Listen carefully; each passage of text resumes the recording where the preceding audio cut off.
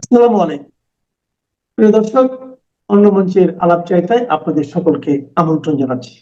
আপনারা এই মুহূর্তে আমাকে যে যেখান থেকে দেখছেন এবং পরবর্তীতে যারা দেখবেন, আপনাদের সকলকে আমার অন্তরের অন্তঃস্থল থেকে প্রাণঢালা অভিনন্দন এবং শুভেচ্ছা রইল। আজকে এই মুহূর্তে যখন এসছি, তখন আপনারা জানেন যে গতকাল সারাদিন সারা বাংলাদেশের লোকজনের একটা টেনশন গিয়েছে সেই আগুন নিয়ে। এতে অনেকেই হয়তো সর্বশান্ত হয়েছেন, আবার অনেকে বগলে হাত দিয়ে তালি বাজাচ্ছেন। দেশের পরিস্থিতি কি হচ্ছে বা কি হবে তা হয়তো কেউ একটু চিন্তাও করেনি। কেউ বলতো অনেকেই চিন্তা করেনি হয়তো। আজকে আপনারা আমার হেডলাইন দেখে হয়তো চিন্তা করছেন আমি আবার এটা কি বলছি। আর ৮-১০ ঘন্টা টাইম আছে। অনেকে আমারও বলছে, আরে ভাই কি ঘটবে? আপনি তো বলেন ভাই, আপনার কথার মিল নেই, এই নেই সে নেই। ভাই আমি তো আর আল্লাহ না, বললে আমার কথার মিল থাকবে। তো 70-80% 90% ও মিলে যায়। আজকে আবার সকাল থেকে অনেকে মেসেজ দিয়েছে, আরে ভাই আপনি এটা কিভাবে বললেন যে আপনি বললেন যে ১৫ দিনের ভিতরে অনেক কিছুই ঘটবে। এরপরেই দেখলাম যে দিনের ২টার পর থেকে শুরু হইলো একের পর এক ঘটনা। এটার কাহিনী কি? এটা বলছেন অনেকে। তাই বললাম যে ভাই আপনাদের তো আগেই আমি ইশারা দিয়েছি অনেক কিছুই ঘটবে, দেখতে থাকেন। তাজুল ইসলাম তো নিজেই বলেছে যে অনেক কিছুই ঘটবে, অনেক কিছুই ঘটছে। এটা তাজুল ইসলাম বলেছে না? তো তাজুল ইসলাম বলেছে এরপর আমি আপনাদেরকে একটা ইশারা দিলাম যে কি ঘটতে যাবে বা কি ঘটবে একটু দেখুন। আমাদের এনসিপি বলেছে দেশে নিরাপত্তা নাই, ফেব্রুয়ারিতে সুষ্ঠু নির্বাচন সম্ভব নয়। নাসিরউদ্দিন পাটোয়ারি। বুঝেন? একটু বুঝেন, হ্যাঁ? ঠিক আছে।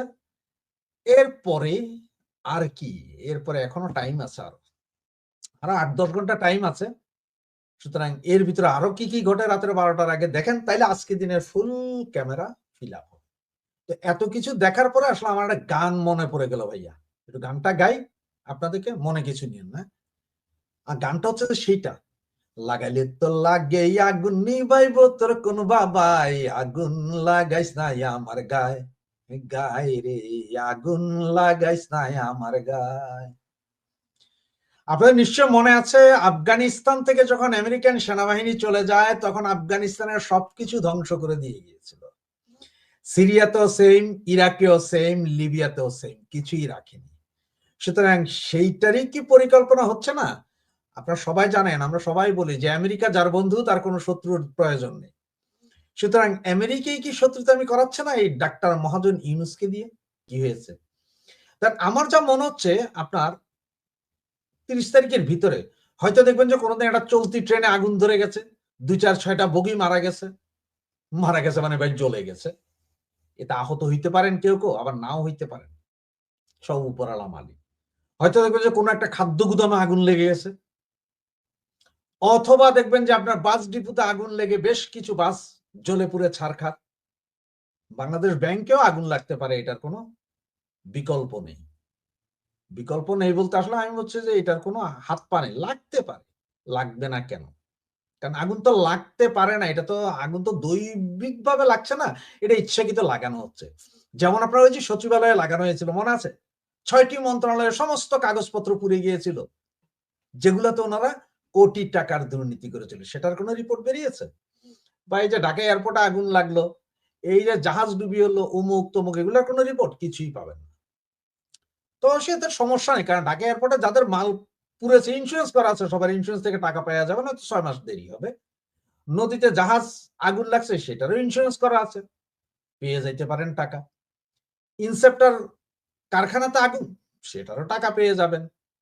এছাড়া আরো যা আগুন লাগবে সব টাকা পেয়ে যাবেন। কারণ সাধারণ মেয় কর্পোরেশন আছে না ভাই, ইন্সুরেন্স কোম্পানি।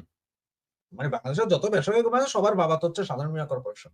সেখান থেকে টাকা পেয়ে যাবেন। সুতরাং এই টাকা তো এসেই যাবে আপনাদের কাছে।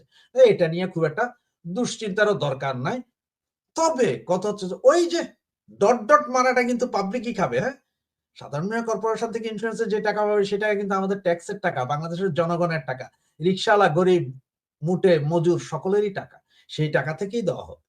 আরো কি জায়গায় আগুন লাগে, কিভাবে আগুন লাগে, কোথায় আগুন লাগে, কে কাকে আগুন লাগায় একটু দেখেন, দেখতে থাকেন। আর বিএনপির ভাইয়েরা ইলেকশন, ওই যে পাটোয়ারি আজকে বলছে দেশে নিরাপত্তা নেই। সুতরাং হয়তো দেখতে পারেন যে হয়তো কোনো একদিন পদ্মা সেতুর পাশের ওই যে রেল ব্রিজ যেটা করেছে, এইটা তো ভেঙে 2টা রেলের 6টা বগি পড়ে গেল, বাস নদীতে পড়ে গেল 2-4-5টা একসাথে। যাই হবে এখন থেকে সব একসাথে।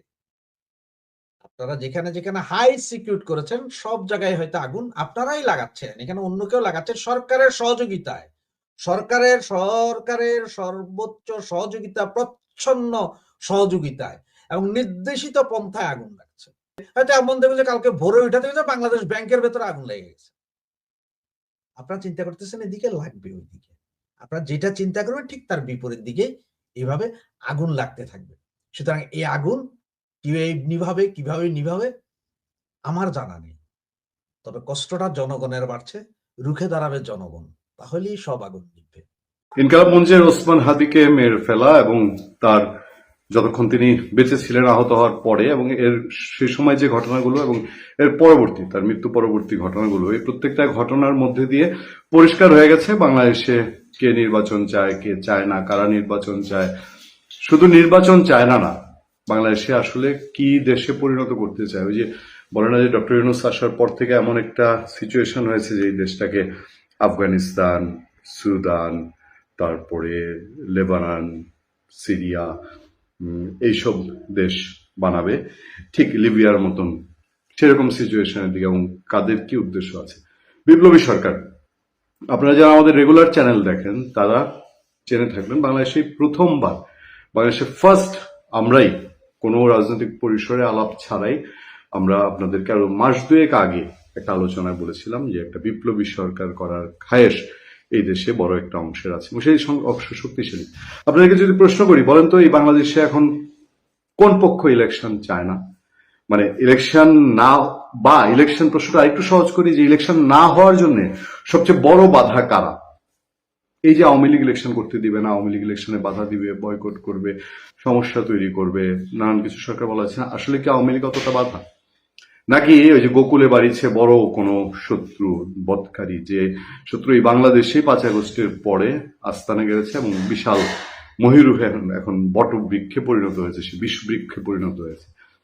ওসমান হাদির মৃত্যুর পর সংক্ষেপে শুধু বলি, প্রথম আলো, ডেইলি স্টার ভাঙা, উদিচি, ছায়ানট, ইন্দিরা গান্ধী কালচারাল সেন্টার ভাঙা, মব তৈরি করা, সাংবাদিক আনিস আলমগীরকে গ্রেফতার, এগুলোর মধ্যে দিয়ে সবচেয়ে বড় চেহারা চলে এসছে এই দেশে একটি উগ্রপন্থী অংশ উত্থান ঘটতে যাচ্ছে। সেইটা বিএনপি, বাংলাদেশ জাতীয়তাবাদী দল বছর দেড়েক মানে 15-16 মাস গড়ানোর পরে সেই দল মুখে বলতে বাধ্য হয়েছে, কারণ ফার্স্ট ছোবলটা যদি পড়ে এখন সেটা বিএনপির উপরে পড়বে।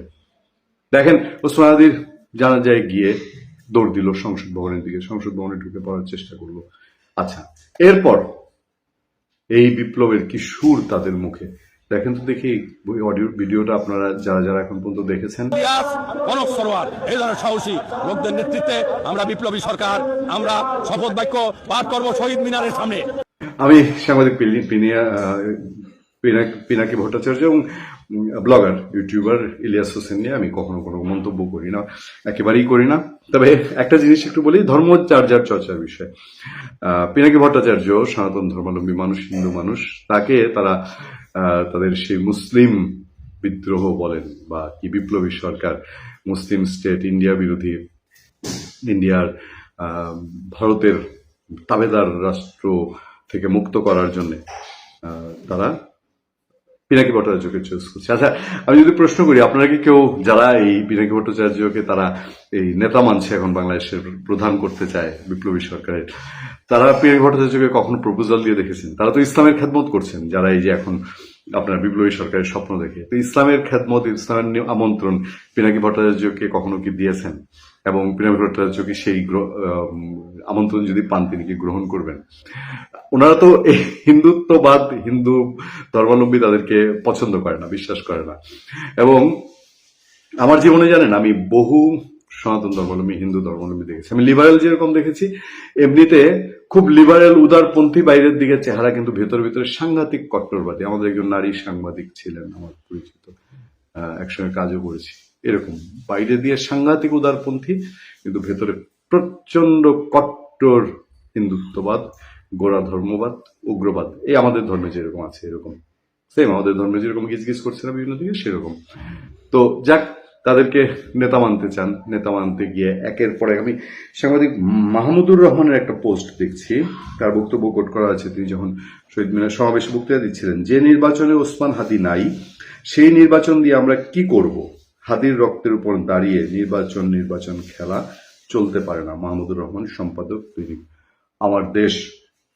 মাহমুদুর রহমান নিঃসন্দেহে নির্যাতিত, কিন্তু তার এই বক্তব্যটা দিয়ে এমন কিছু কি পরিষ্কার হয়ে যাচ্ছে যে দেশ আসলে একটা অস্থিতিশীলতার দিকে ঠেলে দেয়া বা সেরকম পথেই আগাচ্ছে কিনা দেশের অবস্থা? আমরা আপনাদেরকে বলছি যে এই যে বিপ্লবীরা, নতুন বিপ্লবী, এদের সঙ্গে জুলাই আগস্টের কতটুকু সম্পর্ক আছে?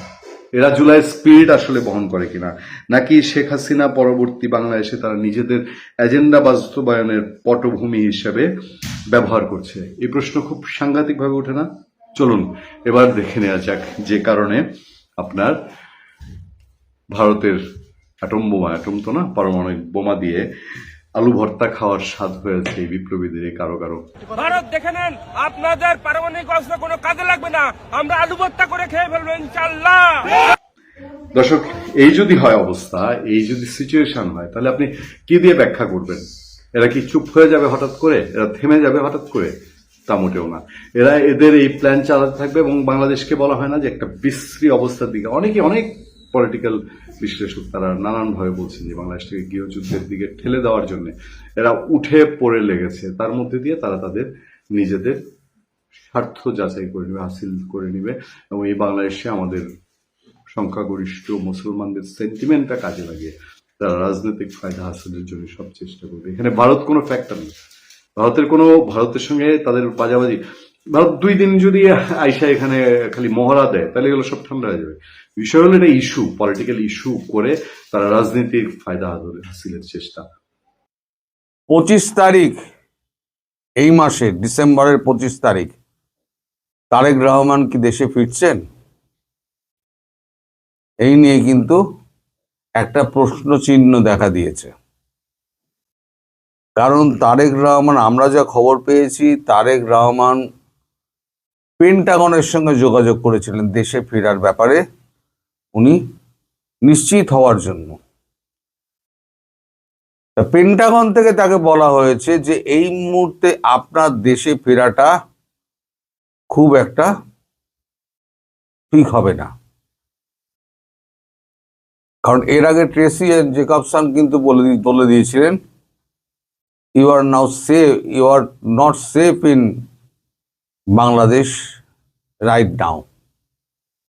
তারপর পেন্টাগন যখন এই উপদেশটা দিলেন যে আপনার জন্য বাংলাদেশ এখনো পর্যন্ত নিরাপদ নয়, সেক্ষেত্রে তারেক রহমানের টিকিট কাটা থাকলেও তারেক রহমান কি দেশে ফিরবেন? তার কতগুলো কারণ বলা হচ্ছে, সে কারণগুলো কোনোটাই ফেলে দেওয়ার মতো নয়। এর মধ্যে হাদির মৃত্যু আছে, জামাতের রোল রয়েছে, বিএনপি আছে, অনেকেরই রোল রয়েছে। যেমন হাদি শুধু ভারতবর্ষের বিরোধিতা করতেন না, তিনি বিরোধিতা করতেন ইউনূসের, তিনি বিরোধিতা করতেন জামাতের, তিনি বিরোধিতা করতেন এনসিপি নেতাদের যারা চোর বাটপার, এমনকি তিনি বিএনপিরও বিরোধিতা করতেন। তাই সবার কাছে একটা চক্ষুশূল হয়ে দাঁড়িয়েছিল হাদি, ওসমান হাদি। এখন এনসিপির একটা এবং জামাতের মধ্যে একটা ভেতরে গাঁটবন্ধন হয়েছে। এনসিপি এবং জামাত মনে করছে যদি হাদি ফেরে, তাহলে হাদির যে সংগঠন, সম্ভবত ইনকিলাব, আমি যদি ভুল বলে থাকি তাহলে পরে আপনারা শুধরে দেবেন। তো এই মঞ্চে তিনি একটা আলাদা মঞ্চ করেছিলেন, তিনি যে অন্য কোনো দলে আমি জয়েন করব না, এরা সব হচ্ছে 2 নম্বর, দেশকে লুটে পুটে খেতে এসছে। তাই হাদির প্রতি জনসমর্থন ধীরে ধীরে বাড়ছিল। যেমন ইউনূস একটা চিন্তার মধ্যে ছিলেন, তেমনি এনসিপি এবং জামাতও খুব চিন্তার মধ্যে ছিল। হাদি তার প্রাণ সংশয় নিয়ে দুবার জিডি করতে গেছিলেন, কিন্তু দুবারই জিডি তার নেওয়া হয়নি, মানে পুলিশ অ্যাকসেপ্টই করেনি, লেখেইনি, তাকে কোনো নিরাপত্তাও দেওয়া হয়নি। এই নিরাপত্তা না দেওয়ার কারণে হাদির এই মর্মান্তিক মৃত্যু হলো। এবং এর পেছনে রয়েছে সিআই এর মতে জামাত কোনো মতেই চায়নি যে আসনে হাদি ইন্ডিপেন্ডেন্ট ক্যান্ডিডেট হয়ে দাঁড়িয়েছে সেই আসনে জামাতের ক্যান্ডিডেট যদি হারে, যেখানে জামাতের ক্যান্ডিডেট দিয়েছে, তাহলে জামাতের মুখ পুড়বে। আর জামাতের একার পক্ষে দেশ চালানো মানে কি ভোটে জেতা সম্ভব না, বা সংখ্যাগরিষ্ঠতা আনা সম্ভব নয়। সেক্ষেত্রে দরকার হচ্ছে বিএনপি। এখন বিএনপির বিরুদ্ধেও যখন সে সমালোচনায় মুখর, তাহলে তাকে সবাই মিলে সরিয়ে দেওয়ার জন্য একটা প্ল্যান করা হয়। এটা আমার কথা না, ওটা সিআই এর কথা। প্ল্যান করা হয়। এবং গত পরশুদিনকে যে কাণ্ডটি ঘটেছে, কালকে না পরশুদিনকে, এই যে দীপু চন্দ্র দাস, যে ময়মনসিংহে যাকে মারা হলো, নৃশংসভাবে মারা হলো, তার পাশাপাশি আর একটি ঘটনা ঘটেছিল। একজন মহিলা এবং তার শিশুকে জ্বালিয়ে দেওয়া হয়েছিল। মহিলা কোনো রকমে বেঁচে গেছে, শিশুটির মর্মান্তিক মৃত্যু হয়েছে। এই শিশুটির মা, তিনি বিএনপি করতেন। তাহলে বিএনপি যিনি করেন, তিনি যদি মানে সুরক্ষিত না থাকেন, তাহলে হাদি কি করে সুরক্ষিত থাকে? এই প্রশ্নটাও কিন্তু উঠেছে। আর এই যে আপনারা দেখছেন পুলিশ বাহিনী, সে তো পুরো নিষ্ক্রিয় হয়ে রয়েছে, কারণ তারা ডিমোরালাইজ হয়ে রয়েছে। আর আপনাদের এই যে হিজড়া যে সেনাবাহিনী, তারা তো একেবারে পুলিশের থেকেও তারা হচ্ছে গিয়ে আরো নরাধম। তারা দেশকে রক্ষা করবে কি? তারা জনতার হাত থেকে দেশকে বাঁচাতে পারে না, বাইরের শত্রুকে রক্ষা করবে কি? তিনি ভারতবর্ষের সেনাপ্রধানকে ফোন করেছিলেন, কি উত্তর পেয়েছেন না পেয়েছেন, তার পরিপ্রেক্ষিতে কি সেনাপ্রধান বলেছেন না বলেছেন, সেটা আমি সন্ধ্যেবেলার ভিডিওতে বলবো।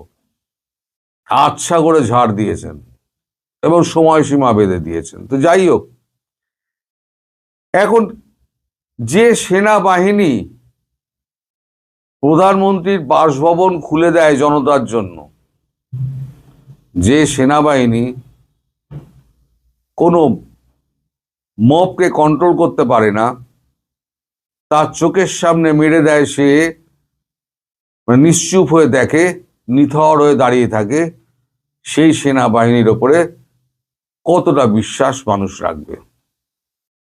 এই মবকে কন্ট্রোল করার মতো ক্ষমতা এই সেনাবাহিনীর নেই। আমরা প্রথম আলো ডেইলি স্টার পড়ানোর সময় দেখেছিলাম, ভিডিওতে আমরা যা দেখেছি তাতে আমরা রীতিমতো শঙ্কিত এবং ভাবিত যে এই দেশটা কোথায় যাচ্ছে। সেনাবাহিনী হাত জোর করে বুকে জড়িয়ে ধরে 20 মিনিট সময় চাইছে। এই 20 মিনিটের মধ্যে আমরা সবাইকে বার করে নিচ্ছে, হাত জোর করছি, আপনারা কিছু করবেন না। আমাদের দেশের সেনাবাহিনী ভাবতে পারে? আপনারা এই সেনাবাহিনী নিয়ে গর্ব করেন? এই ওয়াকারুজ্জামান, তার মতো বেঈমান, ঘাতক এবং দেশদ্রোহী আর দুটো নেই। তিনি অনেক কিছু বলেছিলেন, জানমালের দায়িত্ব আমি নিলাম, enough is enough, full stop, অনেক বড় বড় কথা বলেছিলেন, কিন্তু কার্যক্ষেত্রে তিনি কিন্তু কোনোটাই করতে পারেননি, মানে কার্যকর করতে পারেননি। এই সময়তে যা পরিস্থিতি, তা বিচার বিশ্লেষণ করে সিআইএ এবং পেন্টাগন দুজনেই একে সতর্ক করেছে যে এখন নিরাপদ নয় আপনার দেশ, যেটা ট্রেসি বলেছিলেন। তাই টিকিট কাটা সত্ত্বেও 25 তারিখ তারেক রহমান আসবেন কিনা দেশে, সে ব্যাপারে কিন্তু সন্দেহ আছে। হয়তো সেই কারণেই তার স্ত্রী হয়তো ফেরত চলে গেছেন, তিনি আসবেন না বলে। হয়তো তিনি ফোন করে গোপনে বলে দিয়েছেন যে আমি হয়তো যাচ্ছি না, পরে জানিয়ে দেবো, এখনই কেউ জানাবো না। যার জন্য দেখবেন বিএনপির মধ্যে সেই উন্মাদনাটা নেই, যে 18 বছর বাদে তাদের নেতা দেশে ফিরছে, যে উন্মাদনা থাকার কথা, সেই উন্মাদনা কিন্তু বিএনপির মধ্যে নেই। আমার মনে হয়, আমি শিওর না, কিন্তু ঘটনাচক্র যা ঘটছে এবং যা শোনা যাচ্ছে, তারেক রহমান সম্ভবত 25 তারিখে দেশে ফিরছেন না। এখন দেখা যাক তারেক রহমান সমস্ত কিছু উপেক্ষা করে দেশে ফেরেন কি না ফেরেন। এই যে 152টা স্থাপনা কমপক্ষে সারা দেশে ভাঙা হয়েছে, তার মধ্যে 12 জন হলো আওয়ামী লীগ নেতার বাড়ি, যেখানে আবার আগুন দেওয়া হয়েছে। 32কে 2 দফা আবার আক্রমণ করা হয়েছে, ভাঙচুর করা হয়েছে।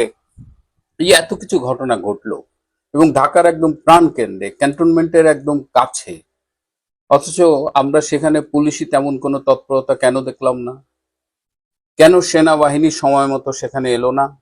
যদিও দেরি করে এসেছে, সেখানে আবার উপস্থিত জঙ্গিদের কাছে সময় চাচ্ছে যে আমাদের 20 মিনিট সময় দেন, আমরা একটু ভেতরে গিয়ে চলে আসব। কেন এরকম হলো? আপনার কি একবার প্রশ্ন জেগেছে মনে যে কাদের নির্দেশে, কি উদ্দেশ্যে এই ঘটনাগুলো ঘটলো, এই ভাঙচুরের ঘটনাগুলো ঘটলো, এবং বিশেষ করে মুক্তিযুদ্ধের সাথে সম্পর্কিত ছায়ানট সহ আরো অনেক প্রতিষ্ঠান কেন ভাঙচুর করা হলো? এবং আরো ইন্টারেস্টিং হলো, এখানে উদীচী গত বছরের জুলাই আগস্টের যে জঙ্গি অভ্যুত্থান, যে মোল্লা সেনা অভ্যুত্থান, সেখানে উদীচীর ভূমিকা আপনাদের নিশ্চয়ই মনে আছে। তারাও সেদিন লাল বদর সেজেছিল। আর প্রথম আলো, ডেইলি স্টারের কথা কি বলবো, এটা আপনারা সবাই জানেন। এই সামগ্রিকভাবে বাংলাদেশ বিরোধী যত ষড়যন্ত্র হয়, গণতন্ত্র বিরোধী যত ষড়যন্ত্র হয়, -2 যত ষড়যন্ত্র হয়, বিরাজনীতিকরণের পক্ষে যত ষড়যন্ত্র হয়, সবখানে প্রথম আলো এবং ডেইলি স্টার থাকে। কেন এই প্রতিষ্ঠানগুলো ভাঙা হলো? আমার মনেও আপনাদের মতো প্রশ্ন জেগেছিল। আমি এই প্রশ্নের উত্তর খুঁজতে খুঁজতে যখন উত্তর পেলাম, তখন আমি এতটাই অবাক এবং ব্যথিত হয়েছি যে আজকে আপনাদের সাথে সেটা নিয়েই কথা বলবো। তবে তার আগে আরো জরুরি কিছু বিষয় আমি একটু শেয়ার করতে চাই। আজকে বাংলাদেশে 6 জন সেনা কর্মকর্তার লাশ এসেছে। আপনারা জানেন যে তারা জাতিসংঘ শান্তিরক্ষী বাহিনীতে কর্মরত ছিল এবং সুদানে এক হামলায় তারা নিহত হয়েছে, এবং আরো প্রায় 10 বা 11 জন আহত হয়েছে। যারা আহত হয়েছে তারা বর্তমানে কেনিয়ার নাইরোবিতে আগা খান হাসপাতালে চিকিৎসাধীন এবং সবাই মোটামুটি আশঙ্কামুক্ত। কিন্তু এই যে 6 জন সেনা কর্মকর্তার দেহ এলো, তাদের এয়ারপোর্টে রিসিভ করতে গিয়েছে chief of general staff lieutenant general Shamim এবং আরো কয়েকজন এই বিমানবন্দরের লোকজন, আর্মির লোকজন।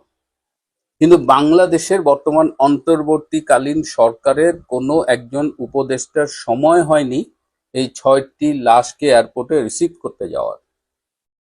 অথচ আপনারা জানেন যে গত কয়েকদিন ধরে উন্মাদনা চলছে। এই ওসমান হাদিকে শ্রেষ্ঠ বাঙালি, সর্বকালের শ্রেষ্ঠ বাঙালিও কেউ কেউ বলছে, তাকে নিয়ে কত মাতম, এবং তার মৃত্যু সংবাদে সারা দেশ জুড়ে ভাঙচুর, সন্ত্রাস, নৈরাজ্য। এটা নিয়ে গতকালও আমি বলেছি, এবং সেনাবাহিনীতে এটা নিয়ে কিন্তু ব্যাপক ক্ষোভ হয়েছে। এবং আজকে তারা আশা করেছিল প্রধান উপদেষ্টার না হোক, অন্তত একজন উপদেষ্টা হলেও সেই লাশগুলো রিসিভ করতে এয়ারপোর্টে যাবে, কিন্তু কেউ যায়নি। আজকে 27 বছরের প্রথম আলো, এই 27 বছরের পথ চলায় যে কোনোদিন একদিনের জন্য তার প্রকাশনা বন্ধ রাখেনি, সরকারি ছুটি ছাড়া, সেই প্রথম আলো গতকাল প্রকাশিত হয়নি এবং আজকে প্রকাশিত হয়েছে। এবং আজকে প্রকাশিত হয়েছে, তারা শিরোনাম করেছে প্রথম আলো ডেইলি স্টার আক্রান্ত, কিন্তু 32 ভাঙলে তারা লেখে যে 32 ভেঙেছে ছাত্র জনতা। ডেইলি স্টার প্রথম আলো কারা ভেঙেছে? এই প্রশ্নের উত্তর কিন্তু পুরো রিপোর্টটা পড়ে আমি কোথাও পেলাম না যে কারা ভেঙেছে। এটা পুড়িয়েছে, আগুন দিয়েছে, ভেঙেছে, সব লেখা আছে, কিন্তু কারা ভেঙেছে, এটা কি ছাত্র জনতা না কারা, সেটা কিন্তু নেই। আমি আরো অবাক হলাম যে প্রফেসর ইউনূসের সাথে ফোনে কথা বলেছে দুই সম্পাদক, মতিউর রহমান এবং মাহফুজ ভাই, এবং একটা সরকারের প্রধান তিনি ব্যথিত হয়েছেন এই ঘটনায়। শুধু আমাদের মতো আমজনতার মতো তিনিও ব্যথিত হয়েছেন, আর কিছুই তার করণীয় ছিল না। এই যে প্রকাশ্যে একেবারে ভাঙা হলো, তার কি এটা ঠেকানোর কথা ছিল না? এটা কি সরকারের দায়িত্ব না?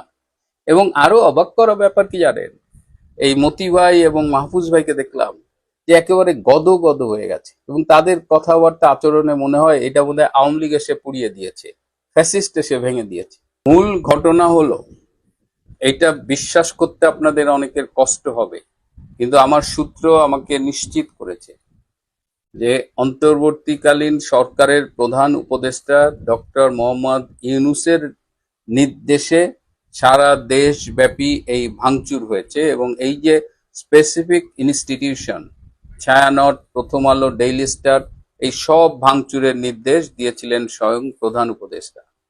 তার এই নির্দেশ বাস্তবায়নে সমন্বয়কের ভূমিকা পালন করেছে তারই এক বিশেষ সহকারী, যিনি একটি ভিনদেশী নাগরিক।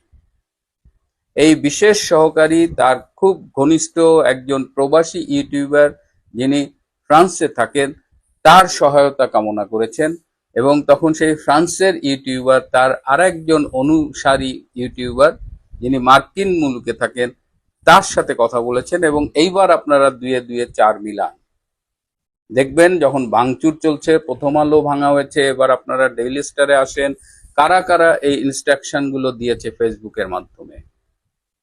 এবং এটার জন্য বৃহস্পতিবার বেছে নেওয়া হয়েছিল, যে বৃহস্পতিবার রাতের পরে শুক্রবার দিন ছুটি, সুতরাং এই ঘটনাগুলো ঘটানো খুব ইজি হবে।